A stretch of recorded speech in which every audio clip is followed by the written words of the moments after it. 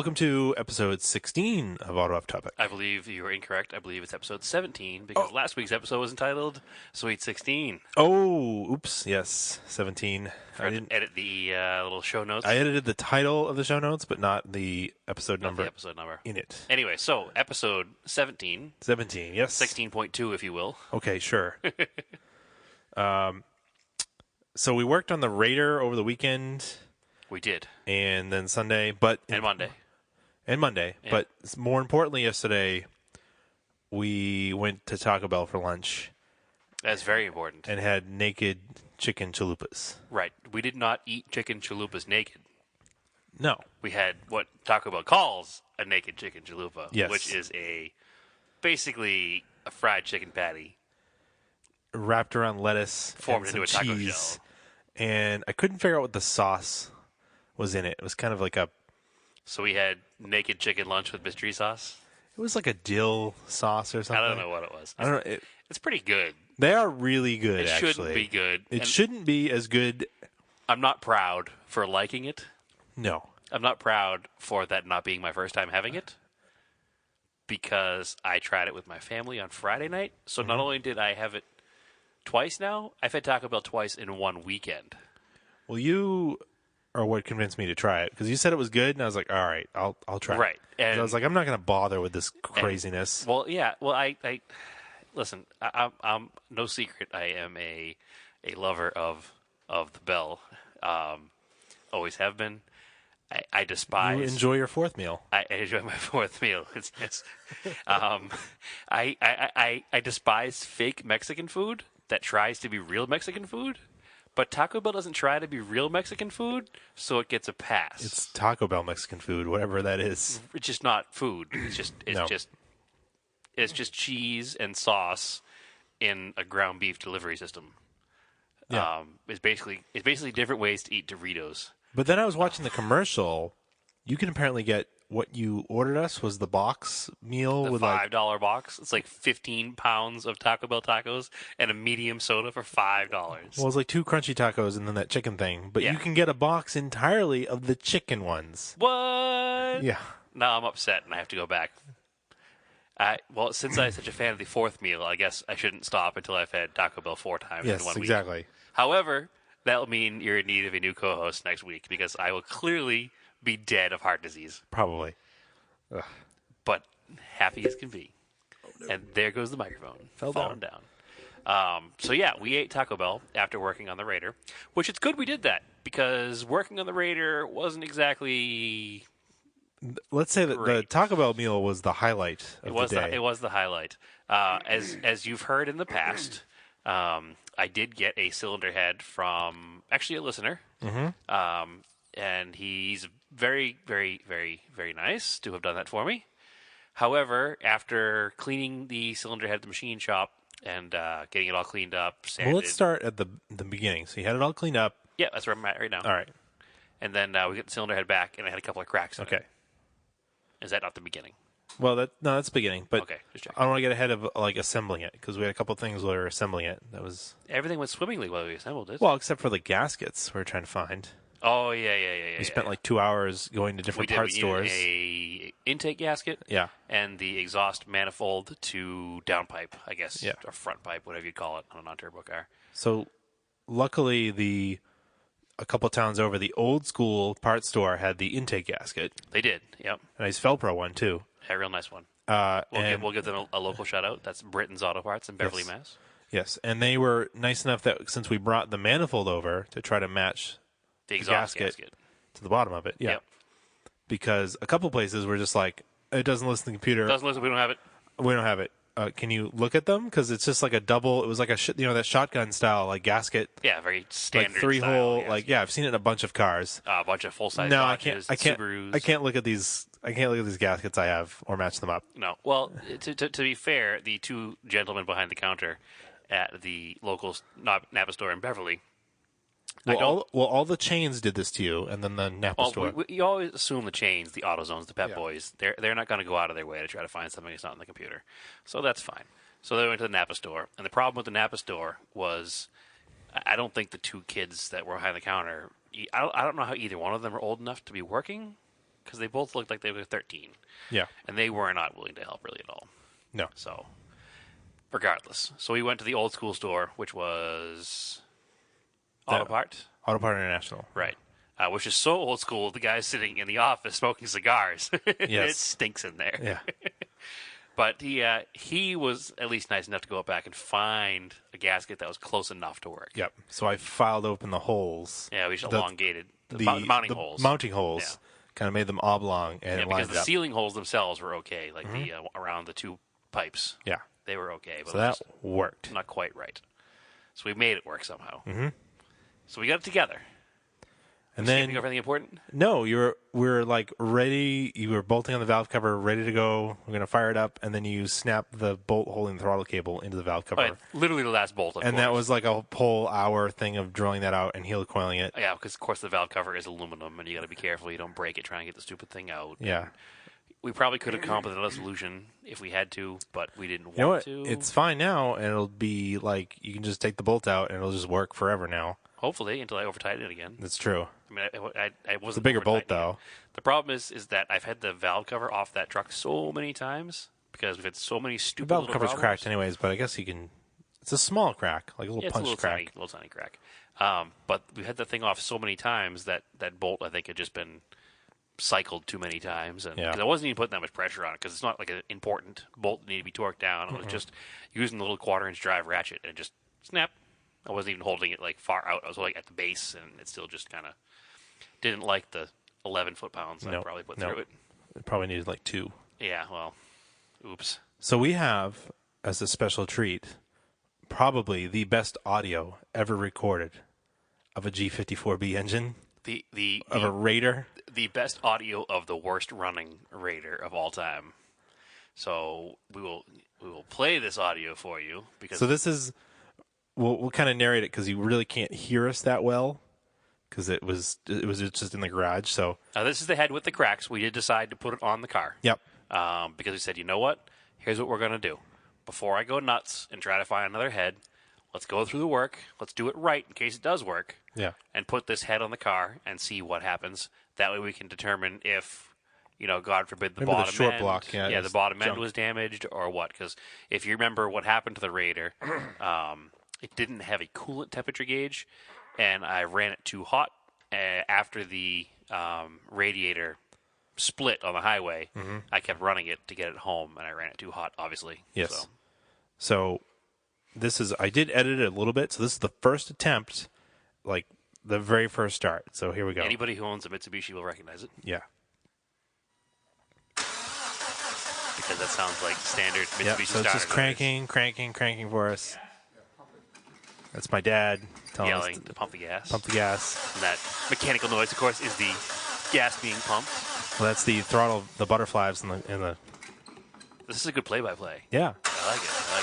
Just cranking. And then finally we get to a point where We stopped. we stopped and we just decided to grab some fuel in a little cup. We were looking down the carburetor, the carburetor, and there was no fuel in there yet. It just wasn't turning over fast enough to really get the pump going. It's a mechanical fuel pump that Yeah. works in the cylinder head, so if it's not turning over at Yeah. a certain RPM, it's Yeah. not going to And be there we any go. good. We put some fuel in it.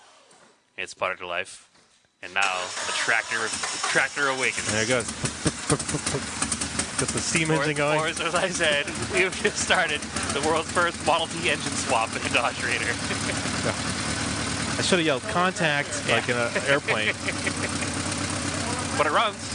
It does run really poorly, but Eventually Actually- it smooths out. yeah. So it was kind of loud. Like the hydraulic lifters had to pressurize up with air, and then I can turn this down a little bit so we don't have to We can yell talk. over it. Yeah.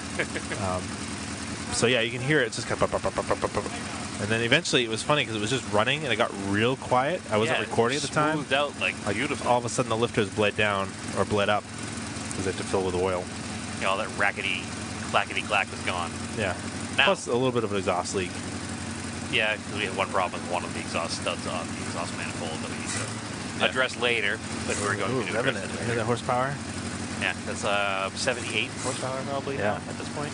Probably a little less. I like that little carb sound. You get a little, the intake suction noise. Yeah. That's what you get with carburetors or throttle bodies, which you and a lot of people have sworn off, but I still swear by. Because I put throttle bodies with fuel injection. that carburetor, but of all the problems I've had with this car, carburetor has never been an issue. Surprisingly, because it's a Chinese copy of a Weber. It's a Chinese knockoff, and it works great, even when it's like 2 degrees out. So Even my dad adjusted it a little bit because the idle was like way off. The idle was high, Somebody yeah. was messing with it. or you maybe could have bumped the thing apart. Who knows? No, whatever. It seems to. It started running pretty decently. It did. It was filling the garage with smoke though, and we'll get to that as one does. because eventually We opened the doors. We're not stupid. Yeah. Yeah. So you can actually hear me. That was me probably walking in front of the mic. Yeah. That's a pretty good microphone, actually. That sounds really good the way that worked. Yeah. Considering it was like 4 feet in front of the car.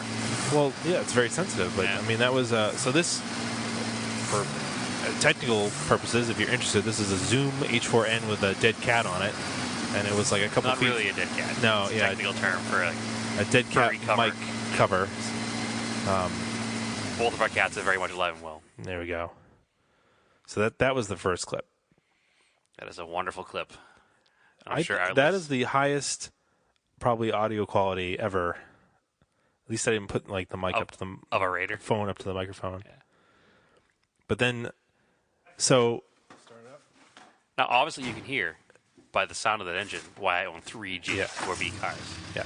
'Cause So this they're is amazing after the engines. idle was adjusted and the truck was warm. See how fast it started up? Yeah, fired right up. And hear how much quieter it is. Yeah, it's a lot quieter. It's a little So then exhausting. I pick up the mic and I hop in the side and we're gonna go for a little ride up the street. Yep. Mess in here right Which now. is a- storage for a while. Yeah, there's tons of crap Yeah. all over the car. Yeah. Use the Putting storage. things in it. Yeah. like the 6 We use the months garage around. at Andrew's father's house, which is on a little dead end street. Yeah. Well, Well, the truck is registered anyway. Yeah, so yeah, yeah. It wasn't a legal ride in Mexico. No, it wasn't. It was legal. And we hit, parking lot speeds of Needs fif- power steering of 15, fluid. actual 15. Brakes. All right. Yeah. Yep, checking the brakes, it was sitting for a while. And they're vacuum operated, obviously, or vacuum assisted. So it had no brakes when it was all apart. But this is Power steering. it's riveting audio. It's riveting audio. What an amazing low segment brake you put fluid. together here. Oh yeah, the brake light was on, but it's probably must be low on brake fluid. I'm sure it is. So we're going up the street. I don't know why, because it's not like it evaporates. But Hear the brakes Yeah. in the back. that was me making the brake noise. Yeah. Not the brakes. It's like us talking to us yes. at the same time. Talk exception. Yeah. It's run like it's supposed to. Kind of. Just doesn't steer like it's supposed to. Currently has power steering by Armstrong. Definitely got quieter. The lifters must have. I trailed off there, but I meant the lifters must have filled up with oil. A lot of oil smoke. Tons of oil smoke. It's like a James Bond. Maybe not that bad, It's kind but of blue, so maybe It's kind of blue, like Brad's attitude became quickly thereafter. it's Yeah. kind of blue. So maybe it's just some oil. Oh yeah, it was definitely just I- some oil. I put a little bit of oil down the cylinders before we started and put the plugs in, but not that much oil. Like it would have burned off. almost immediately. Yeah. Yeah. Well, I'm sure that oil did burn off almost immediately. Yeah. So the good news is the cylinder head seems to kind of work, at least around the street there. Yeah. But what I was really excited about is that this audio sounds pretty good. Like we could do podcasts from in the car, like if we're going somewhere. We could on a road trip this summertime somewhere. Yeah. Yeah, absolutely. So- Or if you accompany me on a trip to pick up a car somewhere. Yeah. Watch a podcast from the road. Smoke cloud behind us. Big old smoke cloud. Yeah. So we're turning back around. Smoking. A diesel or Disappointed Brad is disappointed. All the time. Yeah. time? This is sad, Brad. Sad Brad. Sad Brad. Oh, there you go. It's a lot of smoke. Yeah. Our other podcast friends have Dad Brad, It looks And- blue too. other Brads. Yeah. But I'm just sad Brad. Well, it wasn't no coolant good. smoke. So I guess that's. Yeah. Yeah, we'll get there. Sorry guys. Smoky smoke. No, Smoke. I never get cool and smoke. No. But it eventually probably will. But I'm at an end pass right now. I thought you were into oil burners now, anyways. Yeah. Right. Making fun of my diesel truck again. Any opportunity to make fun of the diesel truck. Oil does not mean one. Brad's bro truck. Not smoke. I'm kind of at an impasse now. What do I do? Oh my goodness, this looks like Because It's a white $500 Montero you junkyard had. truck. It is. It's not Maybe the valve seals in the perfect. I love the Oh, stupid that's truck, right, 'cause you didn't do them. but I have like an unreasonable love for crappy cars as a rule.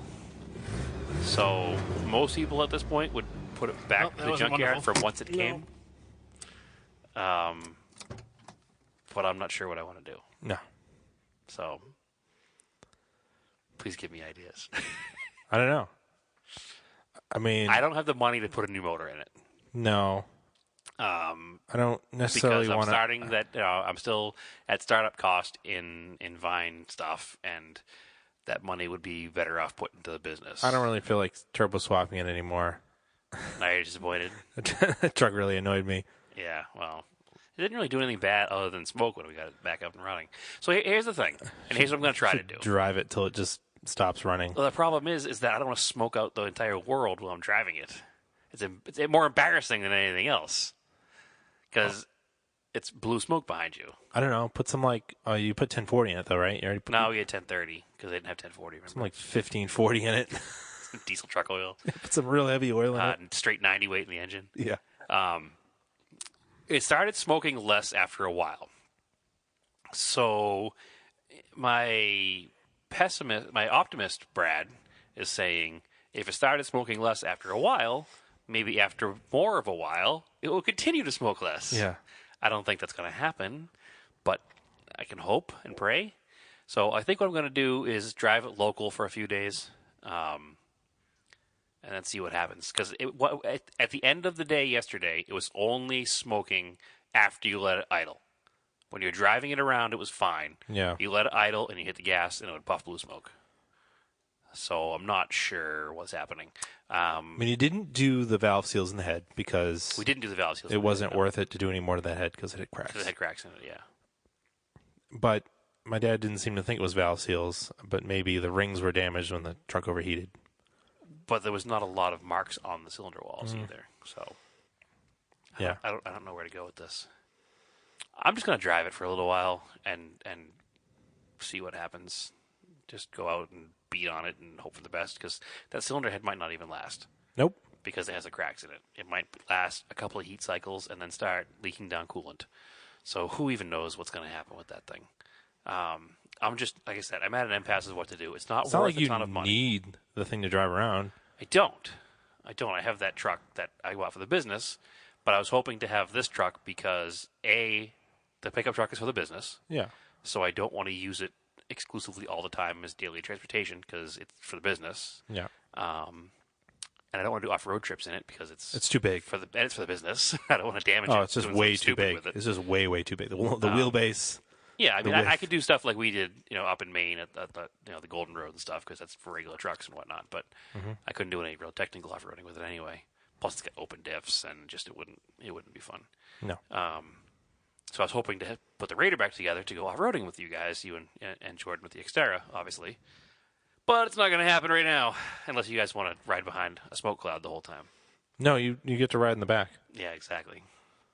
Which used to be reserved for your truck because your truck smoked the most. No, it stopped I don't know. No, once he fixed everything, it was fine. Yeah. Originally, when you first got it, it was smoky. It does if it sits. It sat for like a week, and I started the other day, and it smoked That's for like a second, Old car life. and then it goes away. Yeah, that's old car dried up seal life. Yeah. But I don't know. We'll see what happens. Maybe we'll get motivated, and I don't know. Maybe we'll find a $400 Starion to buy to swap everything in. Because I don't want to part out my Starion. No, As much like I have the love for the stupid truck, I have the love for the stupid Starion. no. If you find I a wanna put it way together. more rotted Starion, Oh, exactly. Like a super it junk would be really Starion. hard. Yeah, exactly. My Starion is pretty much super junk, but it's already halfway repaired, so... Yeah. But if I can find a really junk one that's just, a roached interior and completely junked out body, and maybe we'll turbo swap the thing anyway, but no time soon. That'd be rad. We have other cars to worry about first. I want to put the lot back together and some other stuff first, so... Yeah, I do that. 'cause Which, then- at this point, I wish I spent the time and effort putting that car back together right now, because at least it'll be back together. that wouldn't take that long to put back together. All right, well, as soon as you get back from your vacation. Yeah. Because we're recording this not on a normal night, because Andrew's going away. I mean, I'm not Escaping going. the I'm not going cold. anywhere. Right. So, anyway, I got my wheels in from Japan for the Montero, my Montero. This is an all Montero night. Yes. They're sitting here in the podcast room. Excuse me, what are we calling it now? The studio? Cave? Lair? I don't Lair? know. The podcast lair. Yeah, sure. They came surprisingly fast because they had to come UPS From Japan. from Japan. Like 3 days. It's funny. I looked at the tracking. It was like Tokyo, Anchorage, here. New York. Yeah, I was like, whoa. Very fast. Yeah. It doesn't take long to go by airplane, I guess. No, but they look pretty good. They looked a little better in the pictures, but there's They're a some little typical worn like for the clear age, coat. but Yeah, I mean, you got to figure trucks aren't really taken care of, so it's going to be hard to find used wheels that are in good especially shape. trucks that go to the junkyard and the wheels get taken off. Yeah, so I'll probably just be able to buff them up and Yeah, we can polish sand them them down in. and polish them. Not an issue at But all. it's kind Or of even neat clear coat because them, the inside of the spokes, they're kind of like this semi-hollow, and they're dark graphite. yeah, it's like a polished face with the painted inserts. Yeah, and it's Very much like a modern wheel. It's almost like if you were like the factory first gen alloys. They're called pomegranates because they have little like spoke holes that look like pomegranate seeds. I would almost call these they look like a lotus flower or something. Yeah, a little bit. I don't even know if they have a name, but We just coined a name for them. yeah. Lotus flower wheels. But I'm still waiting for the other set. And then once I have the other set, We'll pick the best ones. Have a refinishing party. and then I'll just keep the other ones for spares.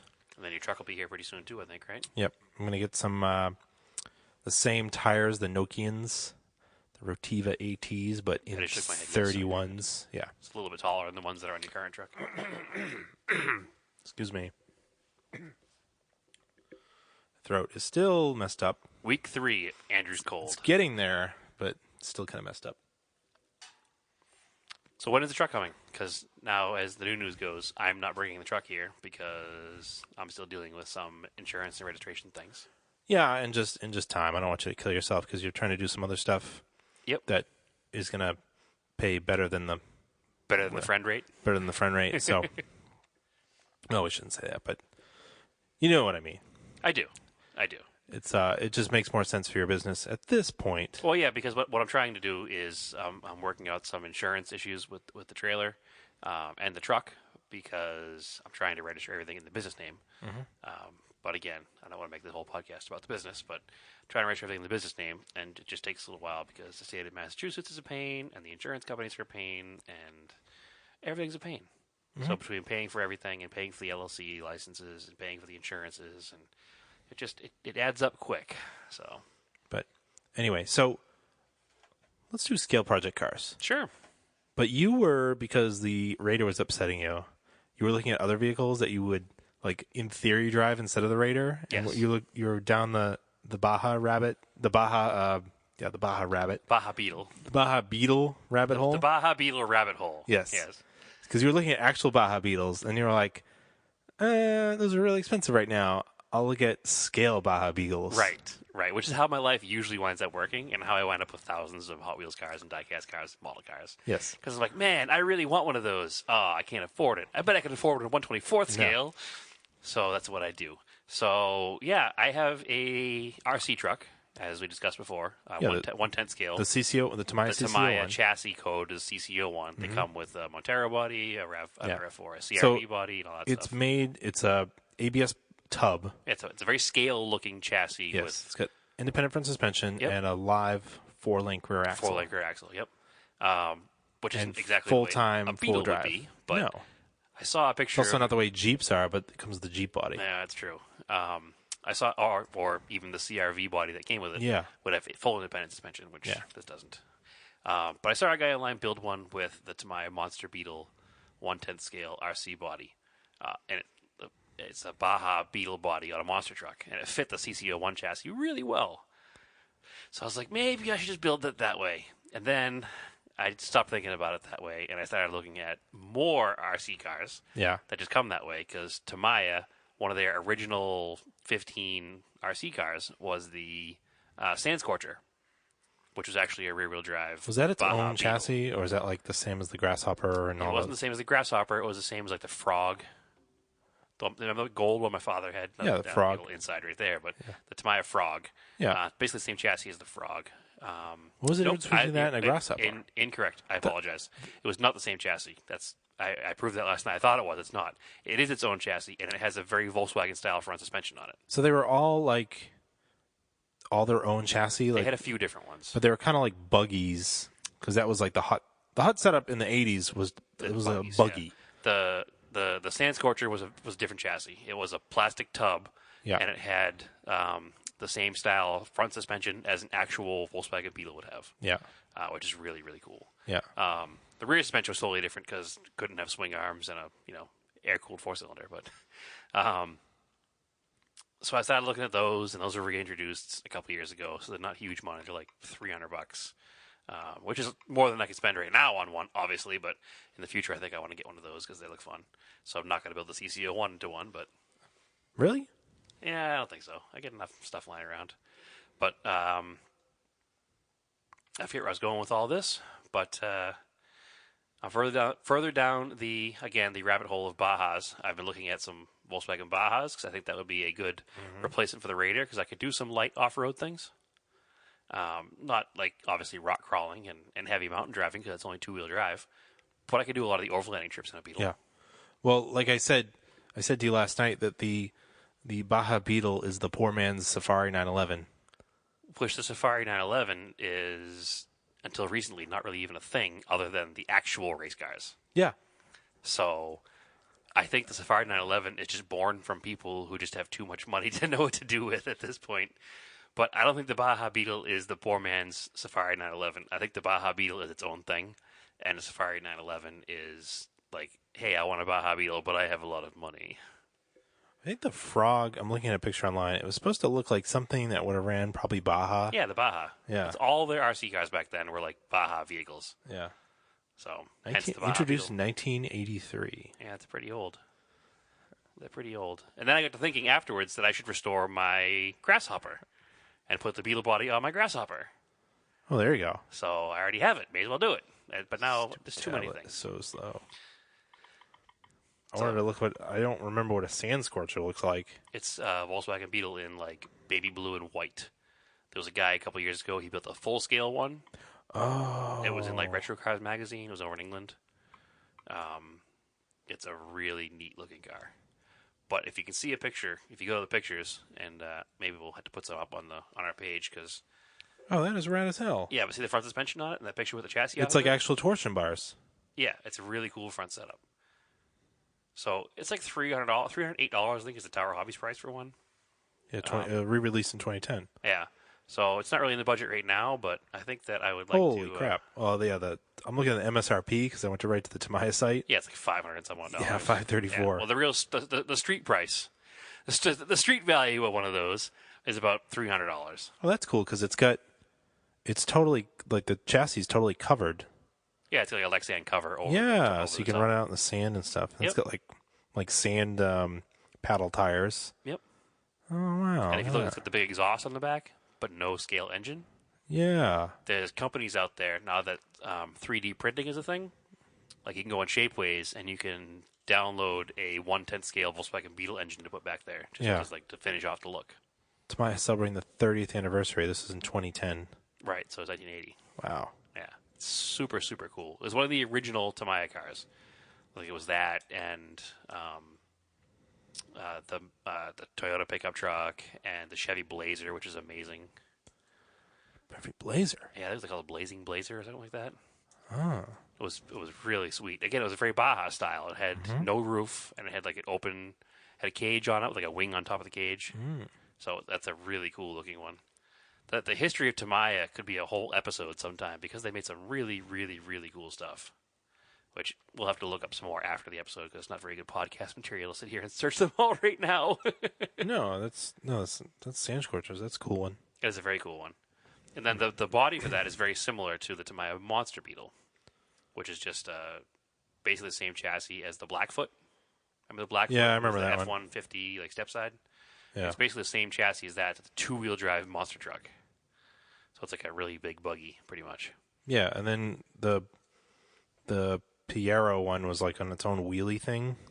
the Wild Willie chassis was a Jeep, Yeah. and it also was the Pajero mini something. I forget the Yeah. name of Because that then one, what were the unfortunately. four-wheel drives were like the pumpkin, right? There was What was the lunchbox? The That what I'm lunchbox thinking was of. the yellow van, and the pumpkin was like the '56 Ford, I think.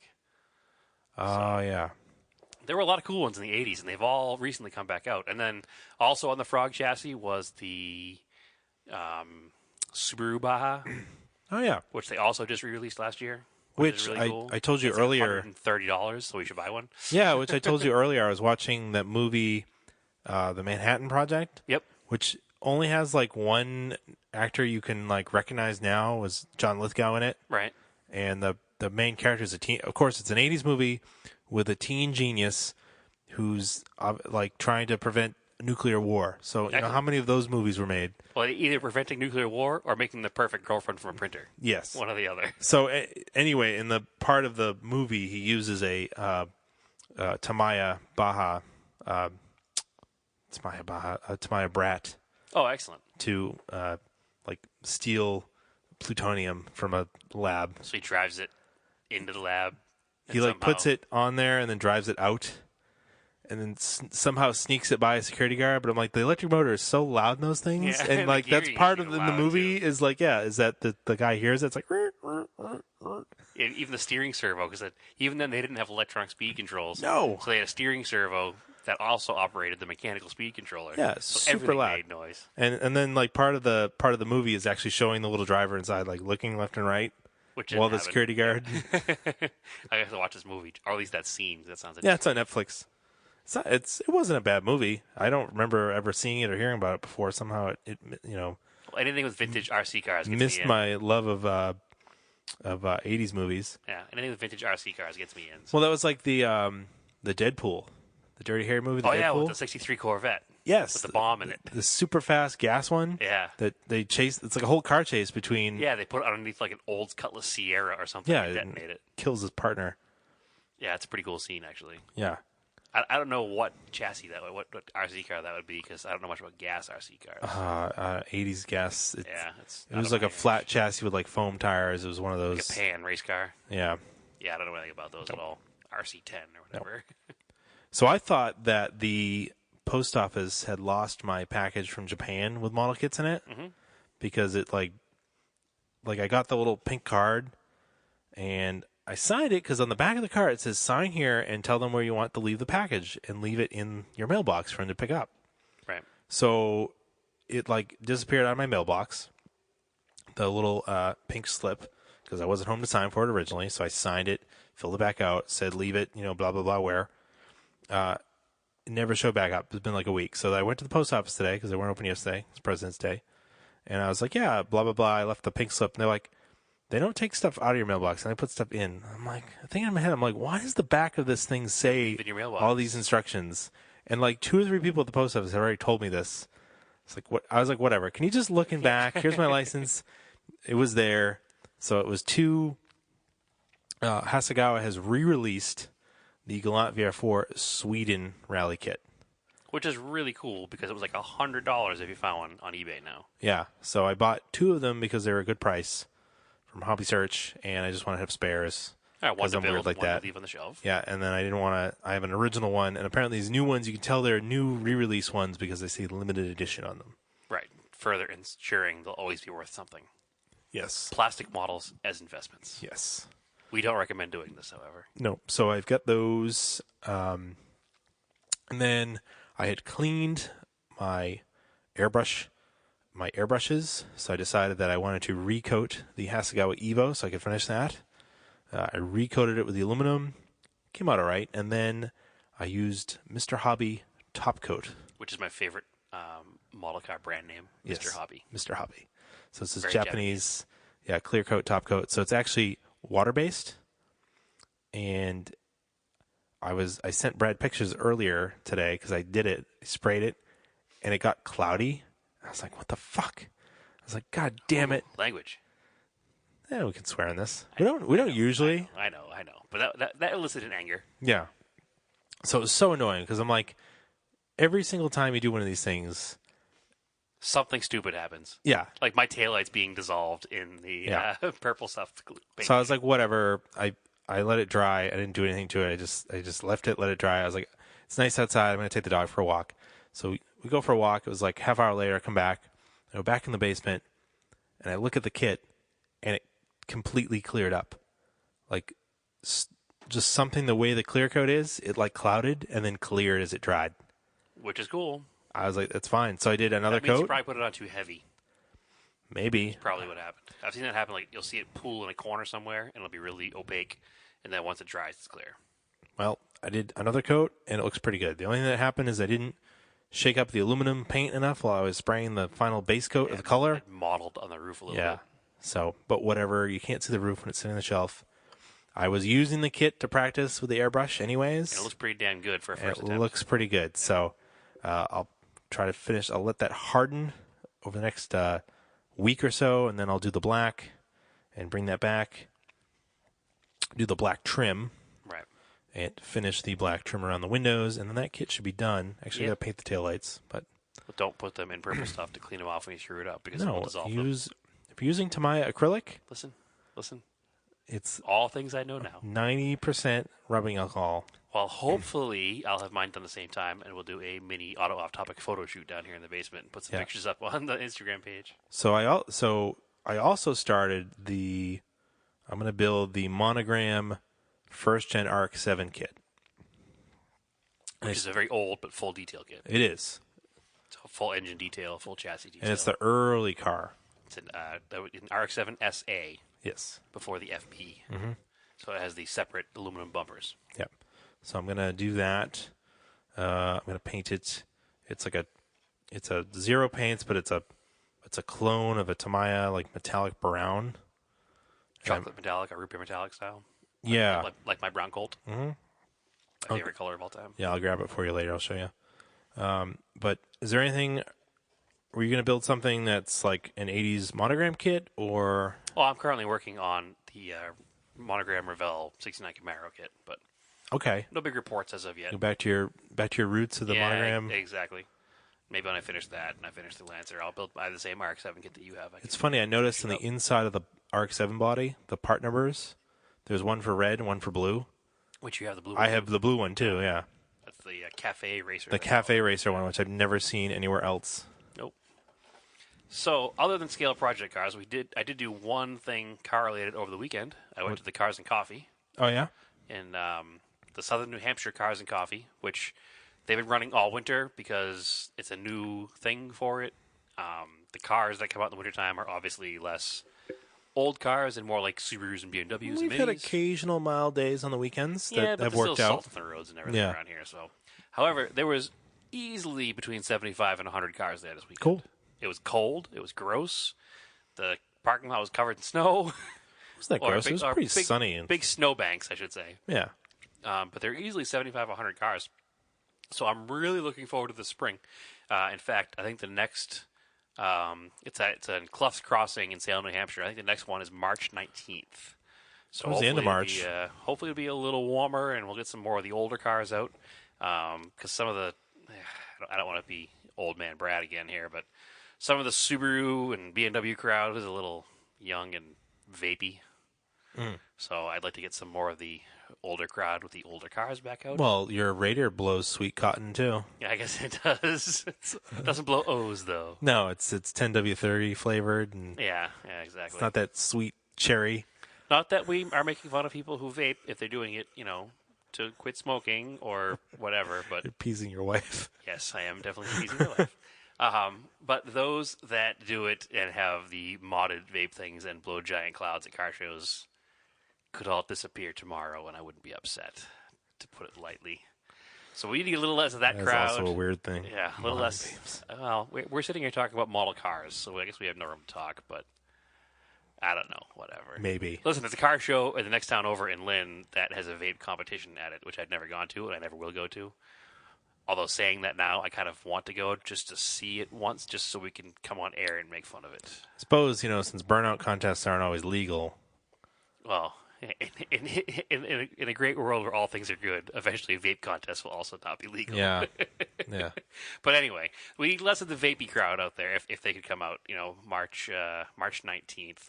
Hopefully there'll be less salt in the roads. We'll have a few older cars out there. I won't be there in my pickup truck. I'll be there in a car, hopefully. Unless it snows and salts, then I'll still be there in a pickup truck because the coffee's delicious. Well, I know. They really need to get more people on those Sundays, though. They have been. Okay, good. Yeah, they have in the last couple of weeks, last couple of months on those particular show days. They've had, Okay, good. 3 people in there, and the line's been a lot smaller. So, All right. yeah, no, it's good. It's good. And there was one of our favorite cars there. Yeah, our friend Esteban, he Yeah. brought out his Chevy Turbo Sprint, Yes. which is one of the most 80s of all 80s things you could ever have. It's a Yes. Suzuki Swift based car. Yeah. Basically, not a based car. It's basically a Suzuki with badge Chevrolet job. badges on Yeah. it. Yeah, it's badge engineering.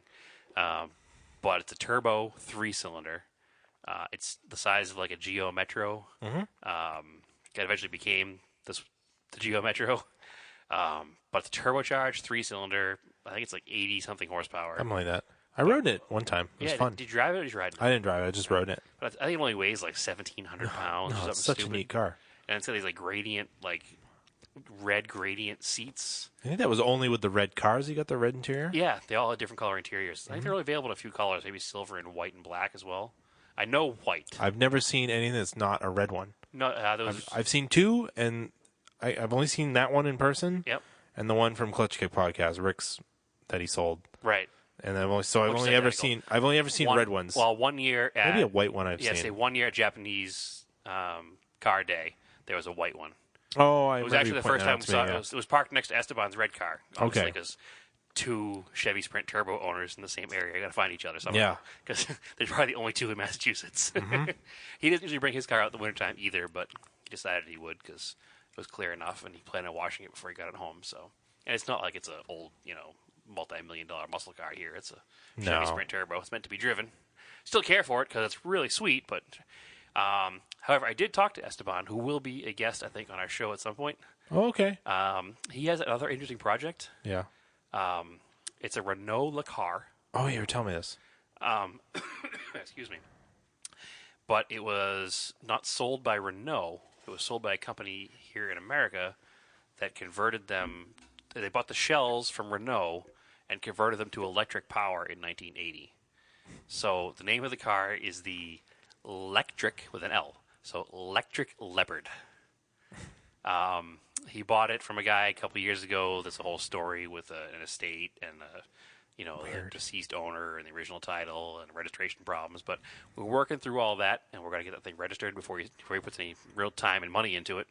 And he's going to restore or sympathetically restore this Electric Leopard. Well, I would hope it's expensive. He's going to update things. Yeah, because the electric Maserati that was on Wheeler Dealers. Did you see that one? Yeah. That was interesting. But they obviously it was Wheeler Dealers. So they spent a lot of money on it. But Well, I guess he talked to the guy from EV West, Mm-hmm. And I guess he got a pretty basic response back. Oh, that would be between $20,000 and $30,000. So obviously he's like, well, I'm not going to spend. the car's even not if worth I that. had it, Yeah. $20,000 or $30,000 on an electric Le Car. He says, so I'll figure out something else. No, it's got to be homebrew stuff. There definitely is. So we're starting to look into some of Because that is like a very niche thing, is to be into super niche. like electric conversions of cars. Yeah. And even then, so this car was sold new in. It was sold new in 1980 in Boston as an electric car. So where was it sold from? Like, what dealer? Do you guys know that yet? I don't even know. I mean, he might know more than I do. I only just talked to him about it, for Ooh, a half yeah, hour. We'll have to get him on. We got to find out. I want to know more details about this There because were 3 models. One of them was the Le Car. There was one that looks like a Bradley GT kit car, and then there was another one based on a Fiat. the future is Yeah, electric. the future is behind us and in front of us, Yeah. and it has always been and always will In be the electric. year 2000. It's twice you've done that in this podcast. So yeah, it's a very interesting car. I can't wait to. I haven't seen it in person. I've only Weird. seen pictures and documentation. So I I wonder can't wait to see it. if it came from like the Cambridge area or something. That always, Yeah, well, I think the title was Cambridge, actually, now that I'm thinking about it. because you couldn't. Where would you go with it? Like, you couldn't go that far. I'm sure the range on it was terrible. No, it's all lead acid batteries. And, Yeah. Well, I remember a couple months back there was a Plymouth Turismo on eBay or Bring a Trailer or somewhere that was electric converted when new in like 1982, That's so bizarre. and the range was like 65 miles. I was like really forward thinking back then, I guess. I don't know if it was forward thinking or just different. Well, yeah, I don't know. I guess it was just like a. Just after the energy crisis. So I mean, there was still a lot of unsettled minds of, hey, are we going to have another energy crisis? Is it going to be a problem? Is fuel not going to be around forever? And if you look at hot rod magazines and stuff from the early 80s, Yeah. there was a lot of talk of turbos and turbo 4s and all kinds of alternative ways of making power So without we're in using so much turbocharging fuel. now. We're finally there. Well, we were in the 90s, yeah. and then it went away. Now it's back. And now it's back. Because in the 90s, it was never sold as a fuel-saving device. It was sold No. as a performance device. Yeah. Now, like the EcoBoost 4s are sold as... Yeah. Which, Eco boost, in Right. quotation marks. yeah, exactly. They actually make, lots of power and use lots of gas if driven properly. Yeah. But I digress. So that'll be interesting to follow that one. I'm going to talk to him more about that. I think this Friday. He's coming up my way. We'll chat about it some and go from there. So Yeah, I want to we know more. shall see. Yeah, well, we'll have him on as a guest too. He's very interested in coming on. So Cool. yeah, very cool. Well, I think that about does it. Does it? Yeah, Excellent. not much this week. Yeah, short little week. Pretty light. It's school vacation week, so We're out of school. yeah. Well, my daughter is, so I got a lot of stuff going on at the house. I had to prepare anything. Yeah. So, anyway, please rate and review us and share the podcast with a friend Yes. if you like it. Don't forget to follow our social medias. Yes. Medias, of course. Yep. Medias on the Facebooks and interwebs and Auto Off Topic on Facebook. Auto Off Topic Podcast on Facebook. Yes. Auto Off Topic on Instagram. yep. Race to Anger on Instagram. I posted my pictures from the Rolex 24. They are up. You can go look at them if you want. Specifically, look at the nighttime pictures because they're really good. I mean, the daytime pictures are good too, but I get The daytime blown ones are away- kind of boring. blown away by the nighttime pictures. I don't think they're boring because they're more of daytime car racing. That's what we're used to seeing. The nighttime Yeah, I guess. pictures have more emotion to them, more feeling, more like So goddamn cold. drama to the pictures because they all have the cool lights in the cars. Yep. Thanks. Also, don't forget to follow Vintage Imports of New England on Facebook Yes. and Instagram. Yes.